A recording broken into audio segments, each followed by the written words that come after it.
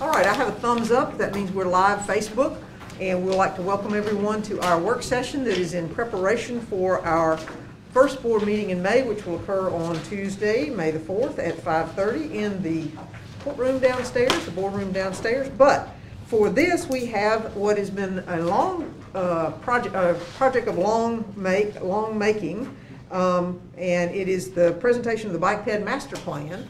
And Mr. Doherty and Mr. Kemp are going to present it to us. I'm not sure in what order or who's going to take the lead on it, but we can roll right into that. And we have, they have it, I think, a presentation there. And we also have the book in front of us. So for those who wish to follow along. Yeah, Go ahead, Mr. Kemp. I'll just introduce the project. This is something we've been working on. You know, we got a grant from NRPA a few years ago, and part of the application process was to do a bike pedestrian master plan.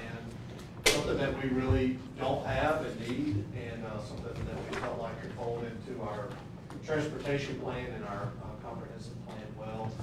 So we have hired Kimley Horn out of Memphis. We have two of their associates here who've been working on this project all along. Both MSU grads in the landscape architecture department. Mike Hammond and Henry Miner are both here, and they are doing the work. We've been doing a lot of iterations. They'll tell you kind of the whole process. A lot has gone into this project. Just really want to appreciate y'all for what you've done. We look forward to hearing the presentation. Yeah, sorry about that. I should not have neglected you guys when I put it on the agenda. I just showed Brandon and Edward. So my apologies for not putting it on there.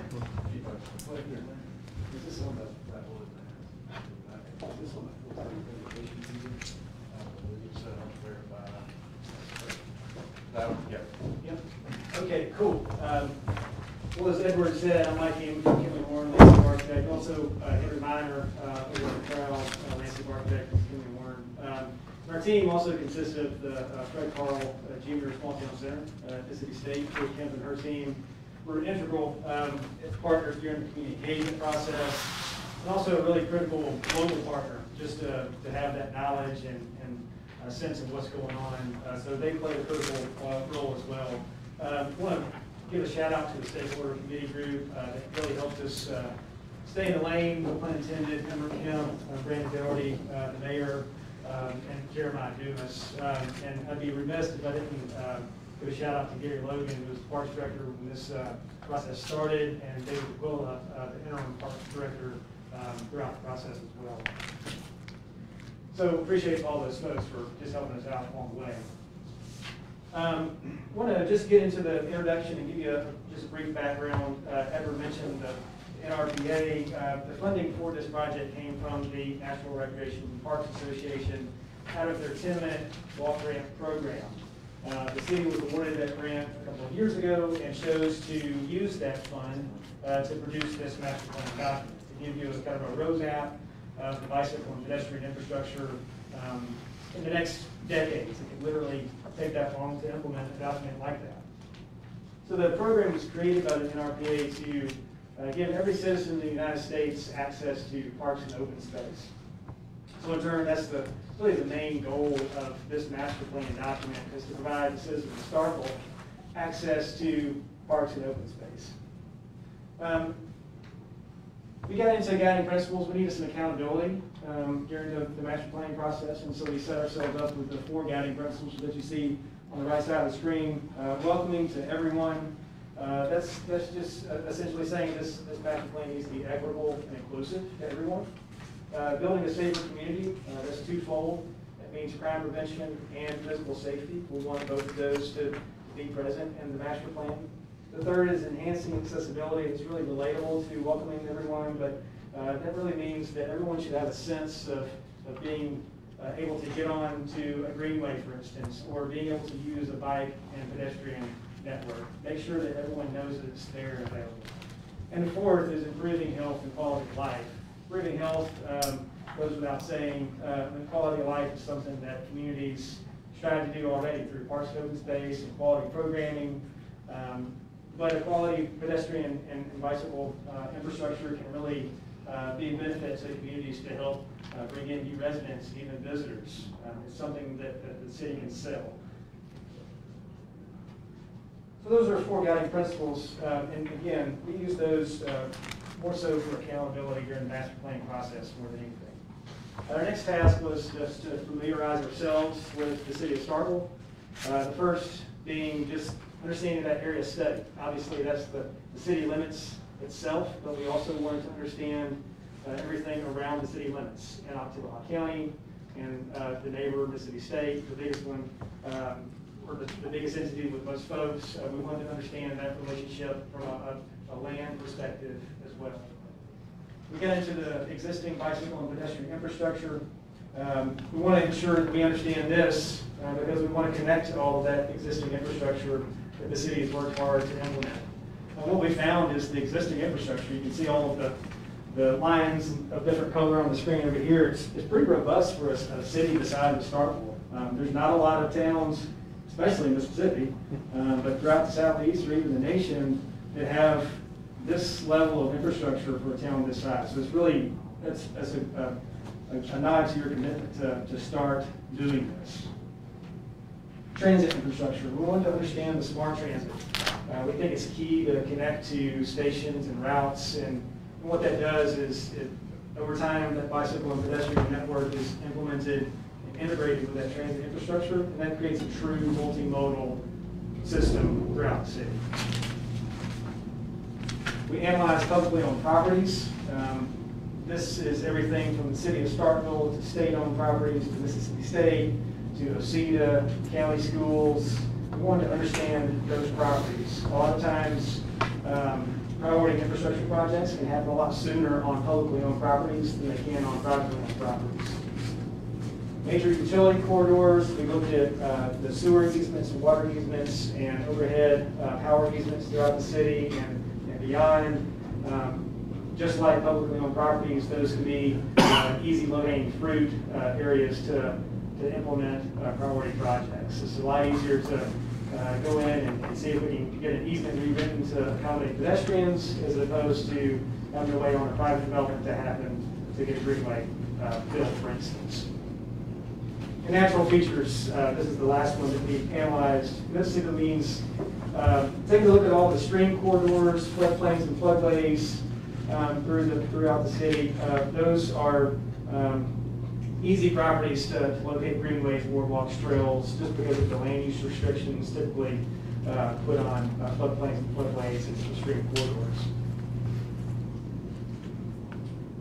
So in addition to the existing conditions, we also familiarize ourselves with existing documents and plans that have been adopted or approved by this body.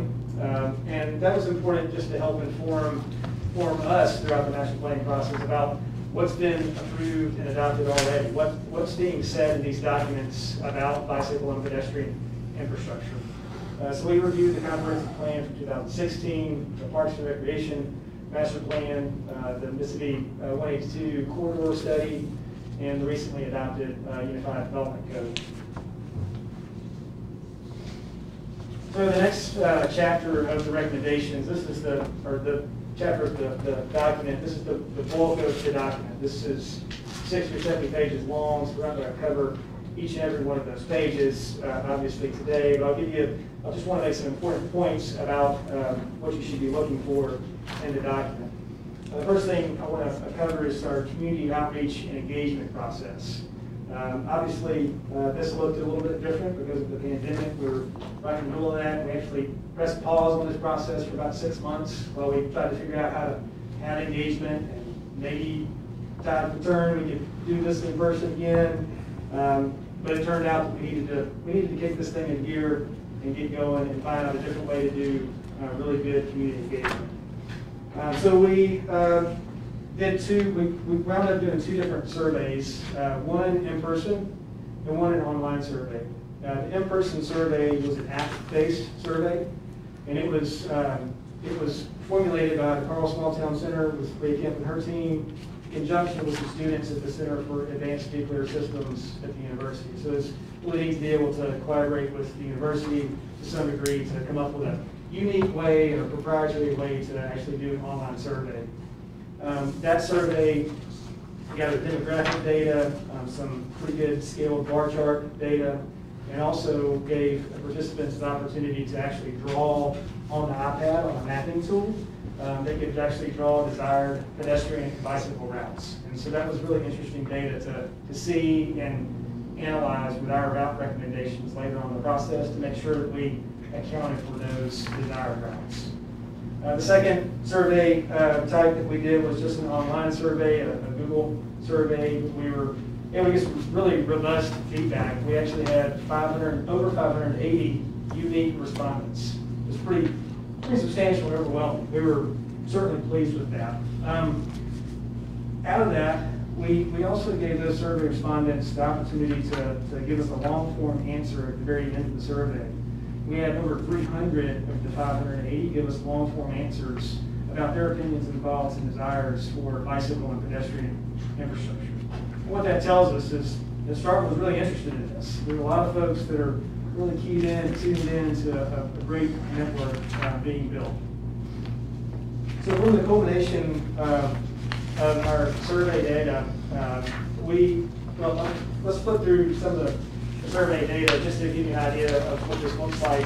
Everybody at this point should have an online link that I believe the Parks Director sent out to everyone. There's an Appendix A that is the survey data. Is this in this book?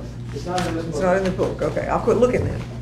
But if we need to make some physical copies, we certainly can. I just want to give you a kind of a brief overview of what it looks like. So on the left, we collected demographic data on both survey types. We wanted to understand the cross-section of respondents, make sure we had a good cross-section of folks that were taking that survey, to understand who we were talking to. On the right side, we start to get into understanding who are these people. Are they residents of Starkville? Are they students of Mississippi State? Do they work in Starkville but live somewhere else? We wanted to understand that data. Thankfully, though, that you can see that 493 of the respondents are actually permanent residents of Starkville out of the 580. So that's pretty good.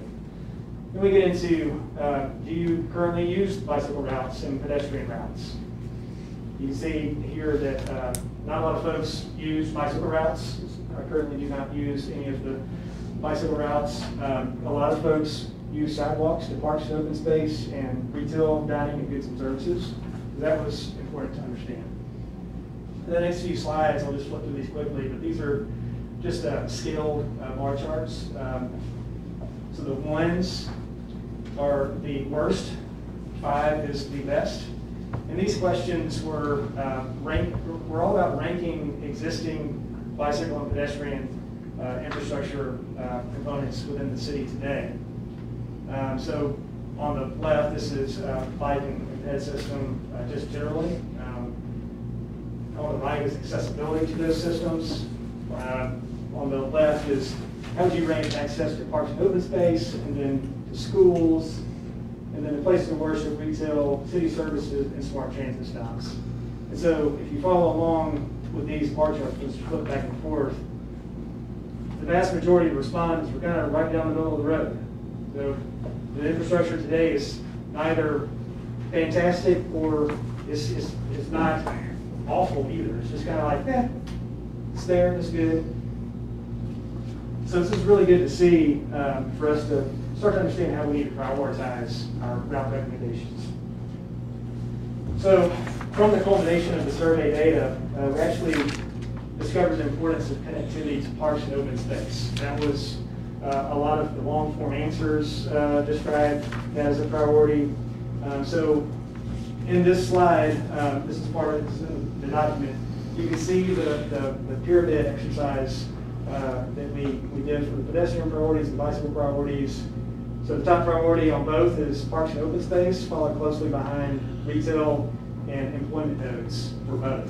So that was really interesting to see. So what that really told us is we need to make that a priority in the route recommendations, especially in the phasing that we'll talk about in just a little bit. Parks and open space, we need to connect to those, and we also need to connect to retail nodes like downtown. Now let me get into the actual the meat of the recommendations, actual physical components of the recommendations. We go through the facility recommendations and the actual facility types. That includes everything from a Shero bicycle route to a striped pedestrian lane, a traditional bike lane with a painted buffer. There's also narratives about where and when to use each of those facility types.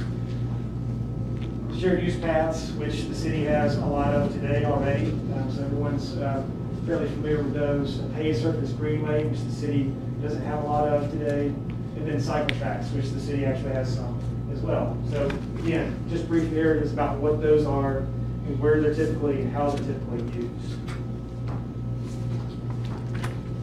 All right, this is where we come to the meat of the document. This portion here is 50 to 60 pages long. Obviously, we can't see all of the route recommendations in this one map. So the pages after this in the actual document are zoomed in versions of the city so that we can you can get a lot more context, a lot more street names, and so you know exactly where these route recommendations are in the city and what they are and what they mean. But for today's purpose, I just wanted to show this slide just to kind of get you an idea of the overall route recommendation map that we're recommending as part of the document. I think it's really important for me to point out that all of these recommendations, all these lines that we see in here, it's a really lofty goal for the city of Starkville. But we want this master plan to be a really aspirational one. And that's what came out of the stakeholder group was, this needs to be an aspirational master plan that the city can really use for decades to implement all of these pieces and possibly revise this document as the city grows outwards. So obviously towards the center of the city, you can see a lot more recommendations happening, and that's because it's the most dense area. There's a lot more infrastructure to pair with there, a lot more people, a lot more retail activity, a lot of those nodes that we talked about are happening in the center of the city. There are a lot of route recommendations outside of the center of the city as well. There's not as many because the density does drop, and there's not a lot of infrastructure there today to pair with either. That doesn't mean that if a new street somewhere up in this area where the density is a little bit lower, if a new street is proposed, that it shouldn't have pedestrian and bicycle infrastructure. It does, but for us, for our purposes here, we can't show that because we don't know where that street is theoretically. We did just quickly point this out. There's two projects that are theoretical and they're likely to happen. But we did note those, but beyond those, we didn't propose any new streets anywhere. So I just want to make that clear. So if we go back to the very beginning of the presentation, we talked a lot about the 10-minute walks and getting everyone within that 10-minute walk to a park for open space. This exhibit is really telling. What this map shows us is a 10-minute walk shed for all of these different components. So for parks and open space, that's number one priority. We're showing the shed in the lighter green with the lime green outline. Oops. We're also showing pedestrian shed in blue around schools, since the city does have the school city shared use agreement to use those open spaces for the schools during non-school hours. So we're seeing those as open spaces. They're fair game. We're also showing if all of the greenways that we recommended, knowing that those could be decades out, if those were implemented today, the darker green is a 10-minute pedestrian shed for all of the greenways. And then finally, the biggie that probably was talked most about in the long form answers, the Rails and Trails project. We're showing that as a corridor as well that it's going to be decades away. That's okay. But if you include that as well, this is your 10-minute walk from a park or open space. Because technically, all these greenways that we're proposing, that's park and open space. What this shows us is pretty good. Pretty good coverage over the city of Starkville. There's some obvious gaps. Here at 182 and 25, there's a gap. There's some gaps down here along South Montgomery, and a couple of smaller gaps up in the northern part of town. Albeit, there's the It's less dense, but still parks are important. What this does is it gives the city kind of a roadmap to help close those gaps. And so it tells Brandon that, well, maybe I need to look at seeing how we can acquire some property here, 182 and 25, to help close that gap and give everybody the opportunity to be within 10 minutes of a park living space. So next in the recommendations section, we get into branding and wayfinding. And this is really important for a robust pedestrian and bicycle network to be really fruitful for its citizens. Branding is just having meaningful signage and colors. A lot of times, and the city already has some really great branding already in place with the typical historic Starkville signs that you see all over town. And then wayfinding. Wayfinding simply means mapping, directional signage, mile markers from time to time. We've already got a pretty good jump start on that. Just tossing out some examples on the right side. That's in the document as well. This is both branding and wayfinding for some pedestrian and bicycle infrastructure that Kimley Horn designed in North Georgia. So just another example of what that could look like and what that means. We get into design standards. This is something that Edward was big on, having in the master plan. This gets into crossing standards and ramp standards, understanding when to use these high-intensity activated crosswalks or hawks for pedestrians, and when you can go down to something similar to just a yield sign. I believe there's some of these throughout Starkville and a lot of them throughout Mississippi State's campus. So recommending the design standards that the city needs to be thinking about. Signages, different sign types that you would need to implement throughout the network, and then intersection treatments and pavement markings. And both of these are items that the city is already doing through most of their other bike path projects, and so these are standards that the city and the residents are already used to some degree. Then we get into the existing infrastructure. We talk about the importance of maintaining and improving the existing infrastructure. It goes without saying that the more infrastructure you have, the more maintenance that's got to take place. But what we're addressing here is just making sure that over time that there is some sort of allied city committee or getting all those departments together to talk with each other annually. That means city engineering, parks and recreation, public works, planning, and others to come up with an annual plan of how to improve and maintain that existing infrastructure. That can mean anything from changing out antiquated signage. Signage standards change from time to time for both bicycle and pedestrian infrastructure. And that can also mean just maintaining bike lanes, the striping, for instance. Those tend to wear out over time, and we want to make sure that those maintain some sort of high visibility. Or it could mean that you're taking a phased approach to put in a segment of route somewhere, and you need to just phase that over time to improve that route.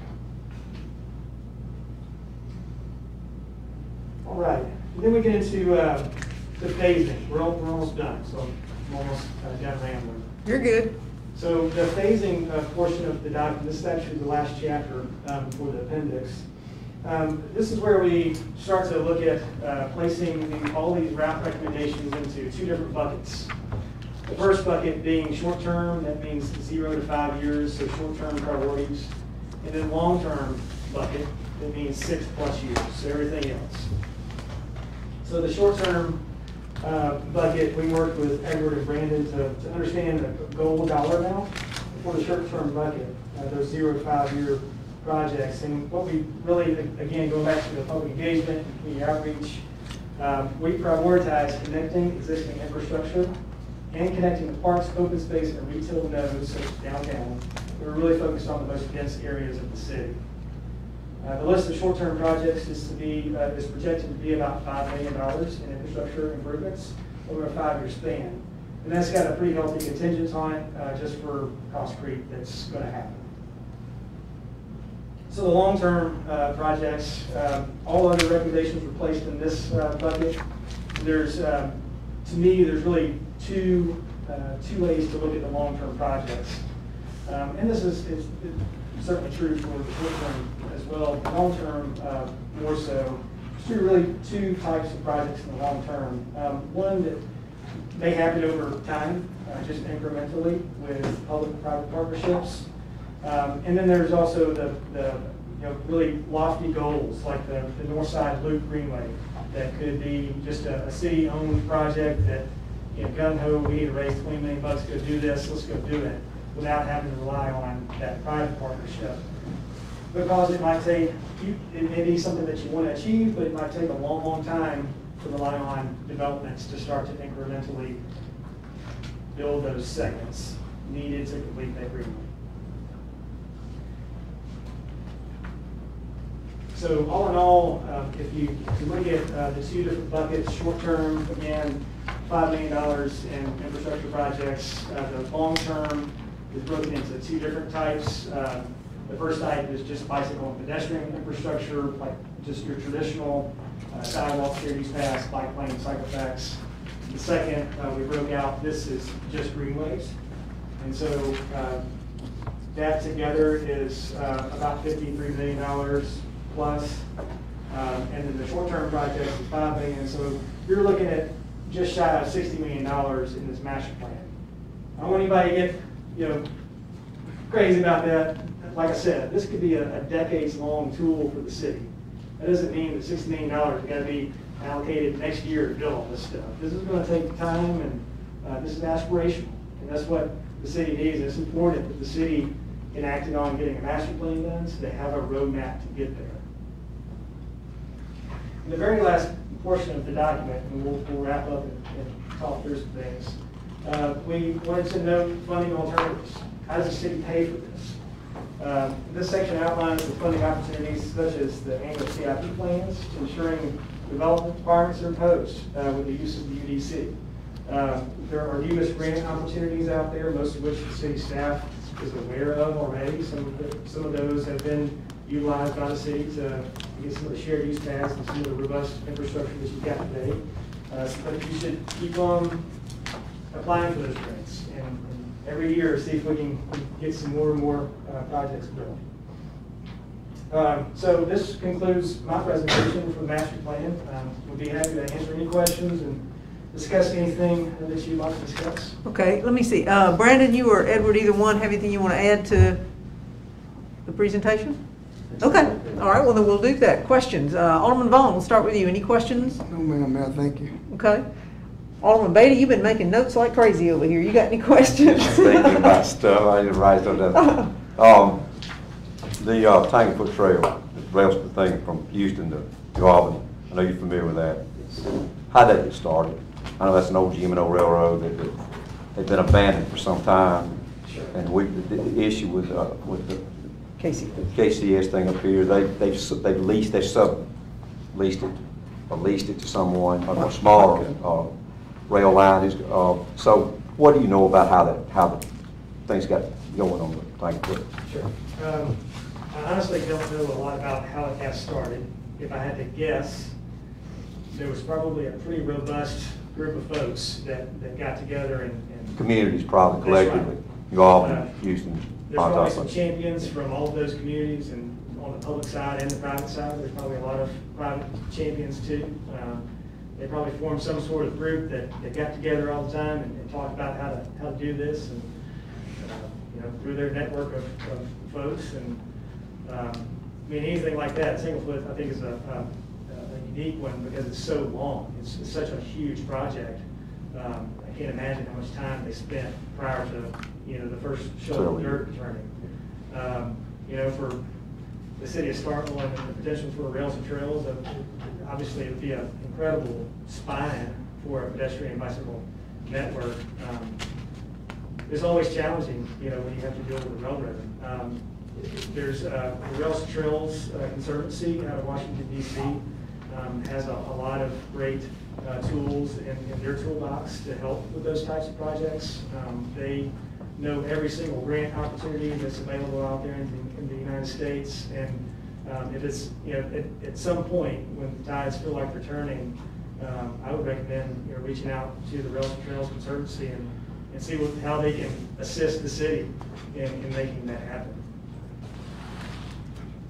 Mayor, are you? Yes, sir. Thank you. And just to share, since that topic has come up, I have been in meetings with Senator Wicker's staff as well as the legal counsel for KCS, who have said as recently as last month that they were not interested in letting go of it. And so I think there are some other options that we're going to explore, perhaps to be a little more forceful in how we might be able to cause them to want to dispose of it. Let's put it that way. Yes, sir. Which section y'all considering the Adermen to Starkville section? I want West Point to Adermen. That's 38.1 miles. Well, no. For all intents and purposes, that whole line's been, it's not abandoned. KCS still runs, they run trucks through just to check, I guess they're checking their rails. I don't know how they're getting through, their trees growing up but I don't on the think tracks. Watco's running any power units on it. I know north of Starkville to West Point, there's not been a train on it in 10, 12 years. And I just, I can't believe that if we, at some point in time, the KCS, if they come get them to the table and talk about that, I can't see again where they have any potential plans, either them or a lessee, for utilization of this line, because how many crossings do we have? 7 or 8 crossings? No, more than that. They counted them at one time. I think it's upwards of 12. Just the safety issue. I remember down in Newton, they had a main line down there. The trains ripped through Newton, but the KCS was all about closing crossings then, because they just eliminated the place where people pull up on track and get hit by a train. But even if they're crawling through Starkville, trains are coming slow to Starkville. You've got 7 or 8 or whatever, how many places where they can be an encounter. So the practicality of them ever using this line through here for business, that kind of thing, is probably between slim and none. And I just think if we can ever get the KCS to the table, I think that there might be some movement on that. Well, it's in the works. I'm just going to say, well, I haven't let up on it. This next 4 years, we're going to continue to push forward on that. So. And West Point could be as big an ally as with us. I have sat down. We had all of the cities and all of the counties from West Point to Adermen in the room at GTPDD about a year and a half ago, and all were head nodding, saying yes, they would love to be a part of it. It's just a matter of pushing forward, so we'll keep pressing on it. And I got mixed feelings about pulling up railroad lines, because there are certain industries and things, but the industries going to come start, and the industries that would locate in it are not going to be those probably in the future utilizing rail service. Right, I think that's absolutely accurate. Thank okay, Alderman Walker. No questions. I think I appreciate the robust document to look through that's going to give the city and the city engineer and the parks director and all the people that are going to be decision makers in the future a map to be able to figure out where to go. So I look forward to getting into the document a little bit more, and especially seeing some of the data that the citizens were asking for and how that translates to the document. I think is really important. And I would say over these next 4 years, Mayor, I think, looking at the priorities here, I think certainly we can hope and wait for the railroad to happen, but I think there's lots of opportunity for areas that are parallel to that existing rail line that the city, that I'm sure are in this document in some form or fashion, that could get a long way towards, sidestepping them and still having that same route. For example, we're thinking about how do you connect McKee Park to Cornerstone Park. We own the airport right there. That's a big chunk of property that we own. We own several road rights of way along that route. So there's lots of opportunities to not wait on the railroad to act, where we can continue to have and make a lot of those connections that might be a priority. So I would just implore the future boards to consider those as options as well. Absolutely. Well, we certainly can't wait on the railroad, because you never know, but we can certainly press on all points where we can. So, Alderman Little. Thank you for the presentation. Appreciate that. Okay. Thank you, everyone. All right. Appreciate it.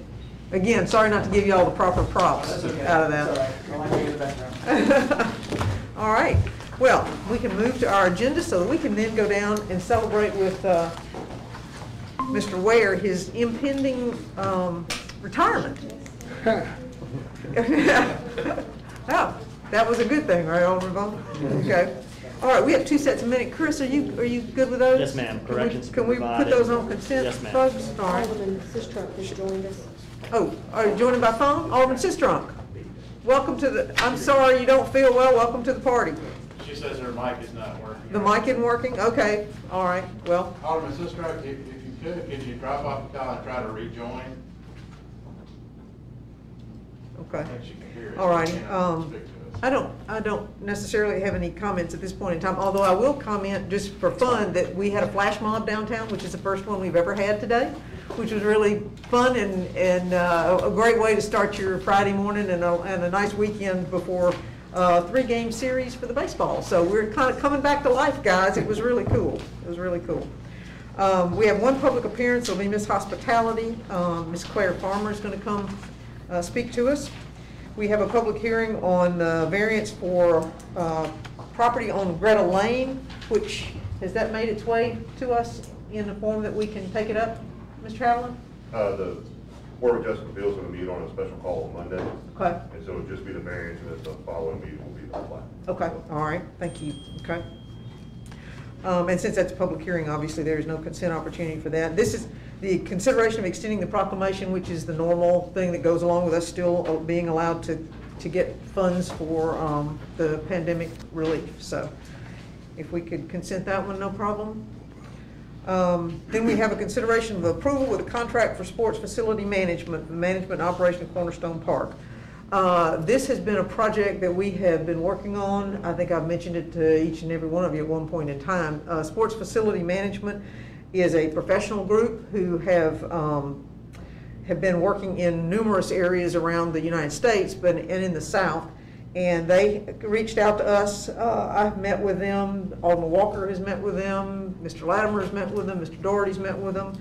And so we have a contract that has been worked through numerous times to get to a point where we believe that this professional group coming on board to assist us in managing probably one of our biggest assets that we are putting together, and that we don't have the bandwidth right now to do, will take us into the next 3 to 5 years, depending on how well they do for us. And we have vetted them.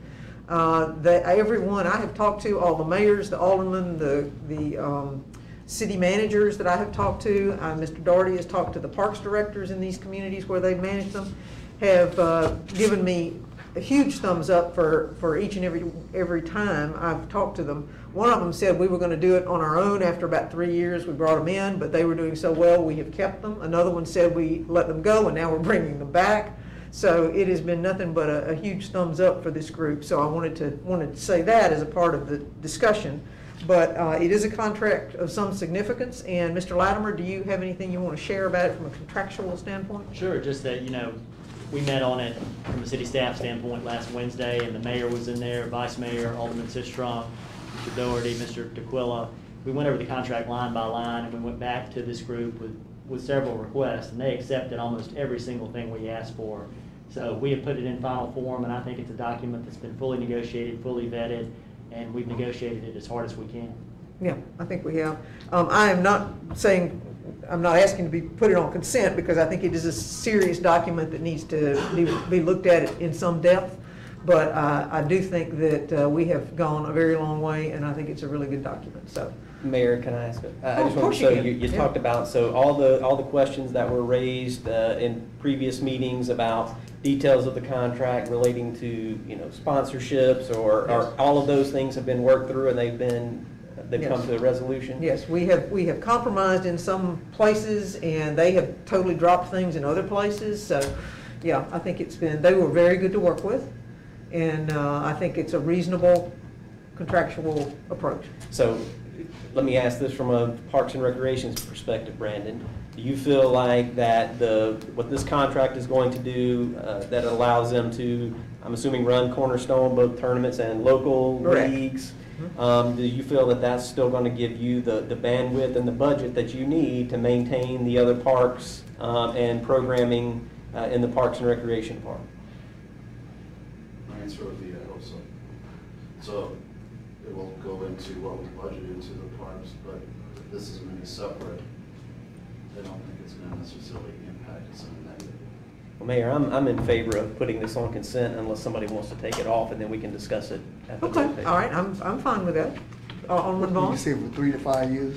It's at 3.5 years now, because what we did, this was part of the compromise, we had said 3 years, and when we got to the discussion. Okay. All right, Alderman Sistrunk, can you hear? Yes, I think I'm on speaker. You've got a lot of echo there. There's a lot of Let me echo. finish my sentence to you guys, Alderman Vaughn. We had said it for 3 years, but because we're starting it in the middle of a fiscal year, and they had agreed to go from their calendar year to our fiscal year as a part of the structure. But they said, can we have 3 full fiscal years? And so that would make it about 3.5 years. I thought that was a reasonable compromise. Okay. So that was what it was. So What you set a price? it's $20,000 a month. And that is for management of Cornerstone and rec sports and sports tourism. That includes everything. Is that a 12-month contract? Yeah, it's a 3-year. We're talking about, it's 3 years, but it spans 12 months, so we Yes. pay $20,000 a month. Yes, Okay. yes. $240,000. Yes. And Mayor, do you want to touch on the pre-opening fees? Yes, oh, yes. Well, there is a 60-day window in which they're going to give us a pro forma. And if that will be a time in which, if the pro forma doesn't meet our expectations, their expectations, that we can back out. So I think we all, and they had done this before, so they offered it up as an option for us to look at. So at the end of that 60 days, they're going to provide us the information that says that here's how this is going to work, here's what we expect to pull. And they're looking, actually they're being quite optimistic, because I've always thought this would be something where we would be providing funding in addition to.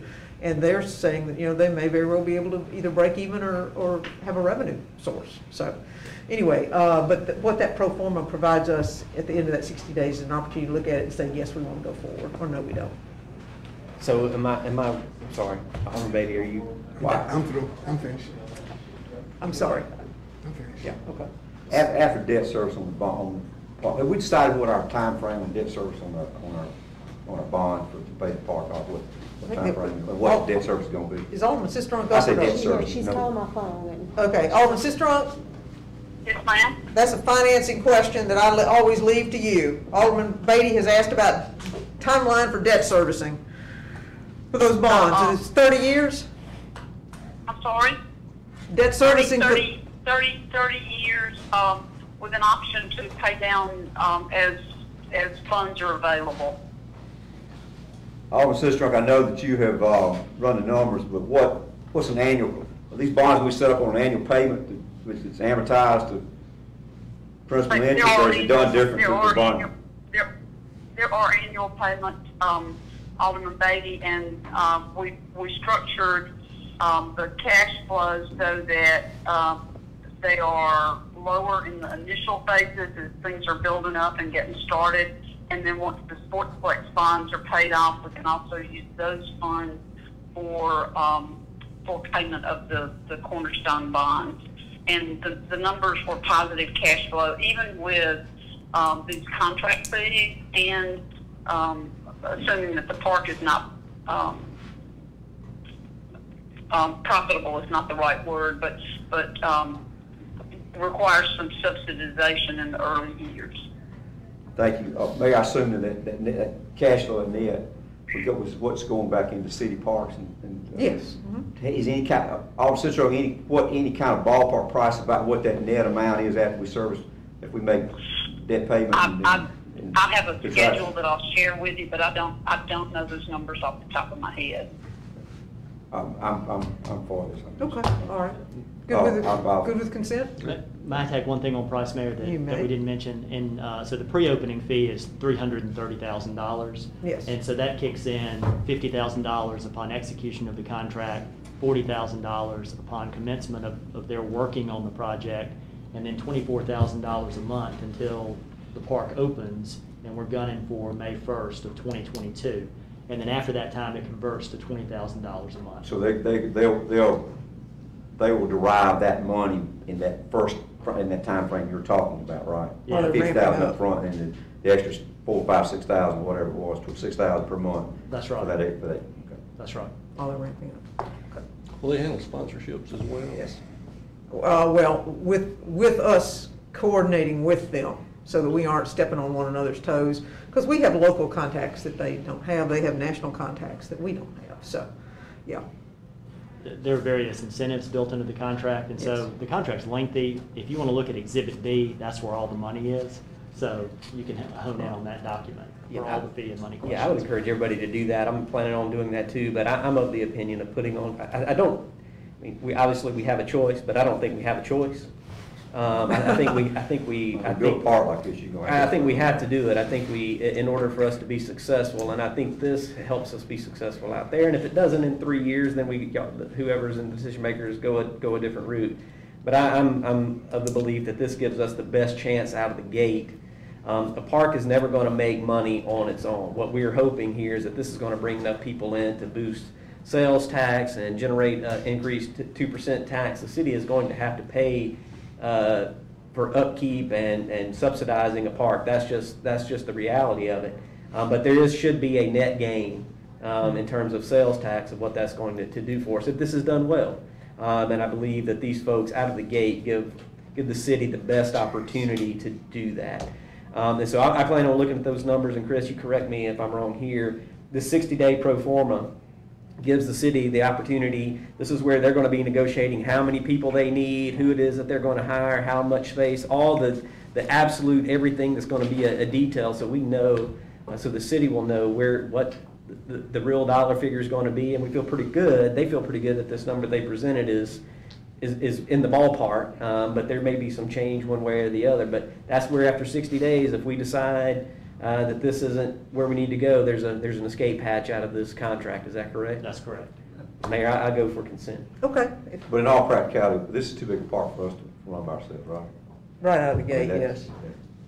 So I mean, I think we're looking at someone manages things, or assist us to manage this thing ongoing. And they're the top of the industry, Yeah. though I will I'm tell you, the impressed. industry is, yeah, they're very impressive. The industry is not that robust in terms of that there are not that many in this profession at this point in time, but they are the top of those that are. So, consent, that works for me, okay. And this other one, I'm hitting probably some of you cold with this. This has been, this juvenile curfew and truancy law. Actually, I got approached by our juvenile referee, Judge Quarles, she told me that the county was looking at instituting this. And since all of this activity is going on, well, all of this activity, that's not accurate. A good bit of this activity is going on inside our city limits. It strikes me that this is the time for us to do that, and there will be a robust presentation. Well, I say presentation. Chief, do you have that information right now? I believe we do. I think it was emailed via Sergeant Lovelady Okay. to the IT department. Okay. And what I want to say about this is just calling for a public hearing. So this is the first step that we always take when we're looking at an ordinance. This is modeled after Meridian, which has one, and apparently has had one since 1996. And I have not spoken to them about how theirs has worked. But we are at a crossroads, in my opinion. We have had activity that is concerning to us, north, south, north, middle, and south of our city.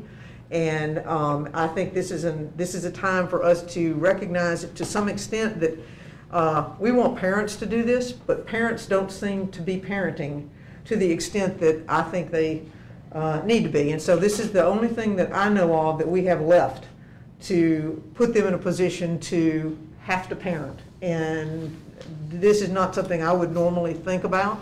I didn't think about it. I mean, it came to me because of the referee and that the county was taking this action. And so, you know, I think it's something for us that we should look at. I think it's a tool that we need to look at.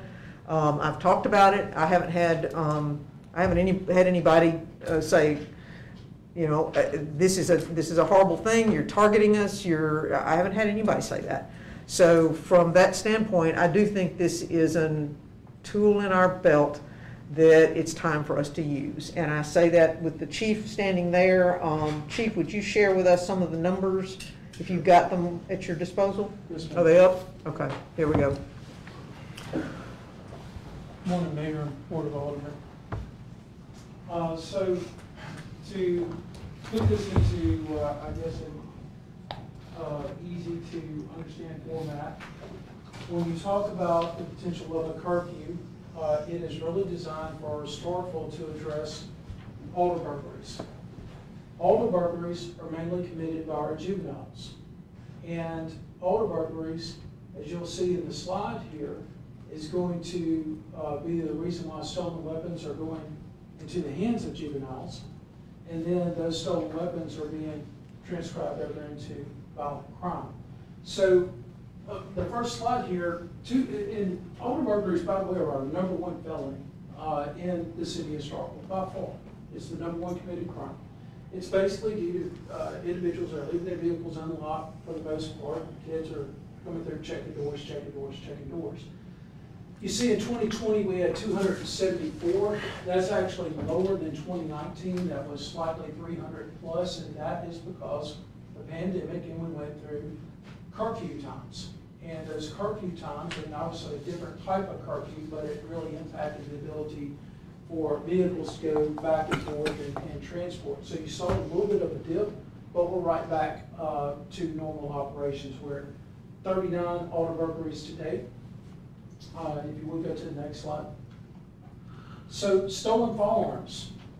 Again, the numbers were a little higher in 2019. In 2020, we were at 120 stolen firearms.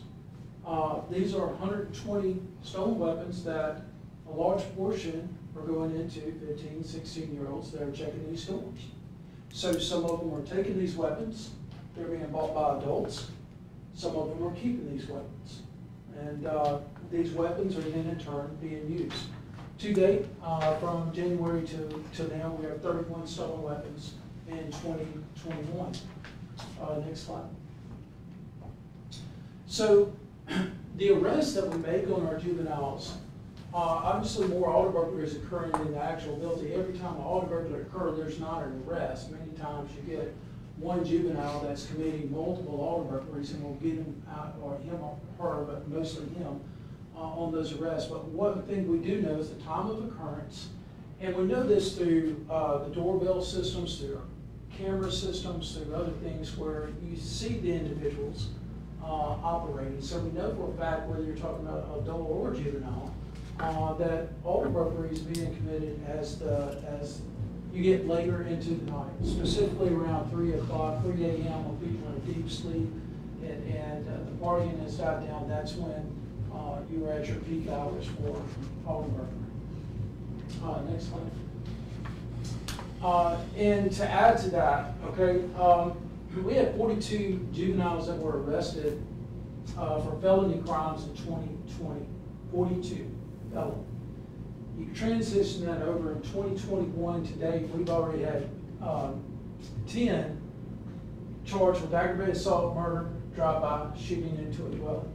That is a result of immaturity with a weapon, the decision-making to use that weapon in regards to settle a dispute, or losing a game, or being disrespected, whatever the case. So the underlying factor is the alder burglaries are being committed during this time frame. It's juveniles that are committing the alder burglaries, and the underlying factor is that's how the weapons are transitioning into, unfortunately, some of the headlines that we've been recipient of. So it's not a the perfect solver, but it is a step from a public safety standpoint in the right direction. The mayor mentioned Meridian and their feedback. A lot of Meridian's issues with laundering. We don't so much see laundering, but they are definitely a part of it. For example, a few weeks ago, we had a couple of juveniles that were standing around individuals when shots were fired. And so again, you're going to get the tragedy there.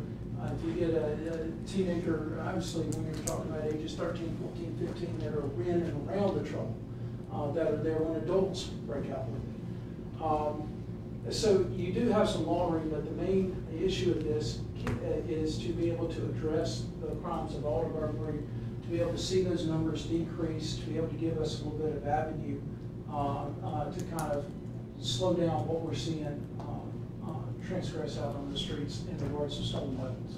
Okay. Thank you, Chief. The hours I put the ordinance together, again, I'm pretty much plagiarized Meridian. Chris has looked at it, Mr. Latimer's looked at it, and the hours are basically 11 to 6, and then Monday through Thursday, and then midnight to 6, with exceptions to go with school events or any of that sort of thing. So we're trying to be reasonable about it, but I don't know, when I was growing up, I had a curfew. If I didn't get that curfew, I was in, homework or whatever, and somehow or another, we seem to find ourselves with a lot of juveniles out on the street after midnight. And so this is about the best a government can do, because beyond that, we can't parent. So that's what this is about, guys. I don't know how everybody feels about it, because I haven't had a conversation with any individual for the most part. So, but again, this is calling for 2 public hearings for an ordinance. So, What time is it again? 11 to 6 Monday through Thursday, and then midnight to 6 on Saturday. And then in the summer hours, it goes 12 to 6, Saturday through Sunday. Yes. And so what constitutes a juvenile? 17 under. Okay, so, okay. What is legal? I mean, that's the legal definition of a juvenile. Right. So Under 18. I would say, sometimes we're going to have in our community, we're going to have young people that are going to work at a Yes. restaurant or other things Yes. that. Activities. Work is part of that. Right, there's something, there may be some exceptions. So I would say, first of all, I'm absolutely in favor of having a public hearing. Chief, one of the things that I would be interested to see would be some data that whether it's from Meridian or national research, some data that shows how this is going to actually help pull down those numbers from case studies or what people have done, to be able to see that. Because I think if I'm playing devil's advocate, I would say that the juveniles that are likely to be committing these crimes are probably going to still be out one way or the other. And if y'all see them in the act, obviously you're going to arrest them. And now this just gives you an opportunity, I assume, that if you see any young person out, that you would have the opportunity to be able to stop and ask them what they're doing and let them know that they're breaking curfew.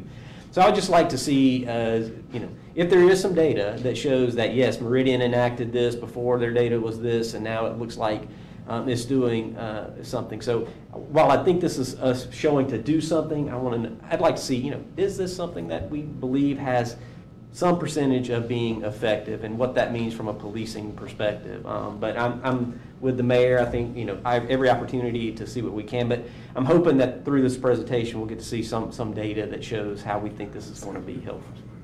Thank you. Meridian did advise that what they saw was their issues. Talking to some of their juvenile authorities for laundering. So they saw the laundering issues bump up at an earlier time. Whereas at the heart of ours is concerning auto burglary, which obviously when people are around and active, it makes it far more difficult for the checking of the cars. But we will continue, obviously, with our research and pushing forward. So is there as we're looking at this, is there a potential ordinance, or is it a crime if somebody steals your firearm that's out of your vehicle and there's no signs of forced entry? Can that person receive a citation or a ticket, or the opportunity for them to no longer be able to carry a firearm? Is that a type of ordinance that the city of Starkville could enact? Second Amendment, no. You scared me. Well, there's some, There are. There's also, I'm not trying to take away, I'm just saying that if you leave a firearm in your weapon and you leave your car unlocked and it becomes stolen, you have some role to play in that fault for that firearm being stolen, if there's no forced entry. And so, if we're going to be looking at the perpetrators, I think there's some fault on the people that are leaving a loaded, or not even a loaded, a vehicle in their car. And so, is there data? Is there an ordinance that's out there where we could look at that, or that becomes at a minimum some type of citation? Anyway, I think if we're going to look at our toolbox, let's look at the toolbox. Sure. Chief, with all these statistics, that's city Starkville stuff, right? Yes, sir. I know you've looked at MSU's statistics, and when I was at a meeting this past Monday where a sheriff the commander, second, the county sheriff came up to this meeting and made a presentation about how he was about to propose to the board of supervisors a curfew also. And part of that thing seemed to be kind of punitive on parents, particularly in the second, if a juvenile's picked up a second time or something like that. Do we have stuff like that built into ours? Yes, sir. You mean to go over it? Parental accountability is being addressed, and that is something that just based off of our experience, trying to reach. Well, I want to kind of piggyback on what Alderman Walker was talking about. I think that, and you can answer or say what you know, the statistics on this, that a lot of guns are stolen from students at Mississippi State that are underage, that are illegally possessing a firearm that's under the seat of their car, that daddy bought for them and gave to them. And when, I guess what I'm saying is, if that pickup truck's left unlocked, and a firearm that is in illegal possession of a minor person under 21 or whatever is stolen, how do we, if we're going to come back on these parents and start with the second time around and say, you got to go to juvenile court and pull them in and be punitive on them, how can we be fair with the folks from wherever and send a kid up here to school that's under 21 years old that's got an illegal firearm on the pickup and is irresponsible and leaves it unlocked and gets stolen? I mean, I know we trace these serial numbers back to the purchase of the gun, but do we have plans to do the same thing? Because I mean, I think that if we're going to call this, if we need to call folks in Starkville into juvenile court, we need to call people up from Madison or Germantown, Tennessee, wherever they bought a gun from somebody, and have the same kind of thing, because that's half of the equation in this, is the fact that I just want, it's not illegal for a 17-year-old to own a gun, or to have a gun, is it? I don't, you're getting way. I think it depends upon pistol versus rifle. Okay, well, we're getting way past my area. I'm just saying half of our problem is the fact that we've got handguns under seats of a lot of cars at Mississippi State and the parks of students. And a good many of those are the ones that are being stolen that y'all pick up, right? Because that was mentioned the other night by the man from the Sheriff's Department. It is, but to address your situation, what we don't want to get into is a go-to situation. Same like when we talk about illegal immigrants and crime that runs through that population. Well, if you bounce on every time they report and you jump in and make an arrest, then you got no reporting. Now you've got nothing that you can see or measure success. So I hear you loudly and clearly. There definitely needs to be a stronger educational point on it, and when those situations apply, to do it. But I think that it will, the lockup by 9 p.m., that's been a part of the program to do it, but we don't want to set a situation on our tongue to where you know you had a stolen firearm, but you're a friend of a friend that knows what happened when the police did it. So now we're not reporting. So now there's no tracking when we do make these arrests of possession of stolen firearms. We can't make that because they've never been reported stolen. So I think that you have to be very careful along those lines there of how we do it. Obviously, there's a need all the way around. There's not, like you said, those are different tools, and it's going to require more research for us to tread and how we can do that without disturbing the actual reporting and the addressing of, at the heart of it, the checking of the doors and by juveniles. You say how long Meridian been?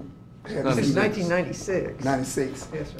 I'm like Jason Walker. I'd like to see what data and what success they've made since they've been doing it. It's really a great success, and have it changed? How much have they changed? The different. Well, and I don't know. I just know, under their code of ordinances, it said 1996. So whether it has been, I don't know, always enforced, lax or strictly enforced, I don't know. But that's a worthwhile discussion, and there are others that will be. So, in terms of just calling for a public hearing, we can do a consent for that one. Right. Okay. All right. But I mean, just one more thing on that, Mayor. I mean, this is a two-pronged problem. It's the proliferation of, I mean, when I was in school 40 years ago, didn't everybody have a gun on the seat of their vehicle? And now a lot of people do. It's the nature of the society we live in, the time we live in, that kind of thing now. But the fact that some of those are possessed by underage people, that can legally have that or not legally have a gun on a cellular car? Counselor? I don't know, like, for instance, if you're asking if a 17-year-old can have a pistol under their front seat, I just haven't looked at that issue. I don't know. I saw Officer Lay shake his head no, so I would defer to him right now on the spot, but I'll be happy to look at that. But if there's not some inducement to tighten up on vehicles being locked, this will continue to happen, and they're gonna get in the hands of people who are gonna get in trouble, gonna hurt somebody, or get arrested in possession of an illegal firearm, that kind of thing. And then we punch one side of it, we're not going to the other side, and maybe we have a need to look at what options we would have to mitigate some of that. Yes, sir. And Alderman Beatty, I'll just add to it, I think it's three. I think you've got the parental situation and recidivisms where how many times does this have to occur? And one of the numbers there was 21 repeat offenders. So the recidivism rate is through the roof. You can catch, you can make the arrest, you can do all of this, but if we're right back on the street the next week, that's a problem. Then you've got, the ability of us to stop and be legally sound, and what we do, we've got a 15, 14-year-old out at 3 o'clock in the morning that we believe is in the process of committing murder, miles away from home, that kind of thing. And then, like you said, there's a responsibility there for ownership from an education. So I would contend, sir, that there's 3 areas that we need to look at addressing. Thank you. Thanks, Mayor. Thank you. All right. Next item is we have Ms. Salas, who is the selection for the municipal court clerk. This is, as we recall, this is no longer a department head position. It is municipal court clerk. And I interviewed along with Mr. Ashford and Judge Kelly. And this is the lady who rose to the top for us. So this is the recommendation for the board to hire Ms. Elizabeth Leanne Salas. So consent for that one? Yeah, I didn't get a resume on it. It should be in your packet. It should be in the package. Yes. Okay. Then we have a certificate of appropriateness. Anything particular about this one? It was unanimous, Daniel? It's unanimous. It's just an ornamental benefits. Okay, just event. So consent for that one? Yes, ma'am. Lowest quote, we have 3 under engineering, a lowest quote for precast concrete inlet tops. And these are for where again, Edward, up and down Harlem and in Ward 7? You know where this is, Alderman Bay? Alderman Vaughn? Yeah, I know Okay. what it is. All right. Consent for that? Yes, ma'am. We're going to declare our international hot patch truck as surplus because we now have one that's actually functional. So consent for that one. And then we have some concrete slabs that we're looking at either reusing or else declaring them surplus and auctioning them, but we're looking at potential for reusing them in places. So consent for that. All right, then we'll skip the claims docket. And under human resources, we are hiring for reserve police officer. Mr. Bo Shelton, consent for that one. Mr. Jones is a maintenance worker. Consent for that? Consent. Okay. And, okay, so Mr. Smiley, who is sitting back here, has agreed to serve in Mr. Ware's position for the month. And I know that Mr. Smiley is going to do a great job for us. And normally we don't do a pay increase until after 30 days. But I am also very aware that we have a regular step up to Mr. Ware's position when it comes to somebody who's going to be in contact with the Board of Aldermen on a regular basis frequently during those 30 days. So I am recommending that we give him that 10% bump during this 30 days in which he'll be enacting in that role. Any issues with that? Consent. Okay. Consent for that? Mr. Smiley, we just put a whole lot of load on you there, man. Okay? You can have it. I know we can. All right. Hiring an employee for the Starkville Utilities Department, Courtney Walker. And then Mr. Stamps is an entry-level firefighter. Consent for all of those? Yes, ma'am. All right, thank you. Under parks, we have usage agreements with the Starkville Cowboys. We're going to start seeing some football out there at J.L. King Park on the football field. Anything particular about any of this, Mr. Doherty? They're all, you said. They're all? Okay, and you're good with them, Mr. Yes, ma'am. Latimer? Yes, Okay, ma'am. consent for those. Change order for Cornerstone Construction. Number 3, any issues with any of that? No? Okay, all right. What's a geo grid? I was just curious. Edward, do you want to take this? Or- I was just Geo- curious if it's not. GeoGrid is going to be something that's going to typically help with erosion control. That's going to give structural support to a slope or whatever that they're doing it for. So it's, This is under a parking lot, so it's adding additional structural support. Okay, I was just curious. Okay. Usage agreement with Max South for the parks, consent for that. And then we have the transfer of the access cameras from sanitation to the police department inventory. That's just a, thank you, administrative issue. And then reverse auction for this big truck that Terry needs. So the other one, I guess the other one died, huh? Yeah, this is the one, it takes a year to build it and get it, you gotta go ahead and get it ordered, so. And then we have one item under executive session for personnel, so. What department's that? Police. All right, and we have a party to go to, guys, so thank you all. We will adjourn our work session and move down to celebrate Mr. Ware's retirement. Thank you, everyone. Have a great weekend. We appreciate it. Down in the courts. All right.